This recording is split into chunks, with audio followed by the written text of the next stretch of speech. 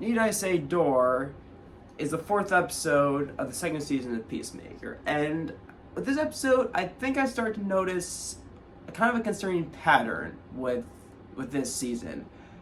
The pacing, I think, is kind of terrible at times.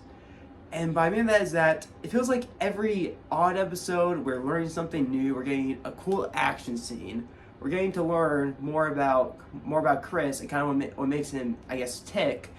And then every even numbered episode, it feels like freaking padding. Like maybe we'll get some character development, but it honestly feels like they wrote this as a 6 or 5-part story, and then they had to make it a 8-part story, since not a lot happens in this. Essentially, it's mostly kind of them just trying to break into Chris's house and not much else aside from them, I guess, retconning some stuff with a white dragon. But that's not really much else to talk about. Not a whole lot of stuff with Vigilante, and I say near the end it starts to get interesting when I feel like they do kind of start to kind of acknowledge some of the effects that a lot of Chris's actions have had on Amelia, which I'm definitely hoping they do focus a lot more on that in the next episode, and I definitely hope it's much more the quality of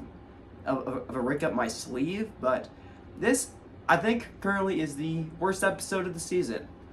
Not terrible, but just not really needed. Like you easily could have done a lot of this story that this episode's doing in like 20 minutes.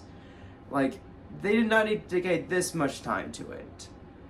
I'm hoping this is gonna be the worst episode, and that it just only goes up from here, and that the pacing does get better. But honestly, I'd say it's a solid 6, 7 out of 10.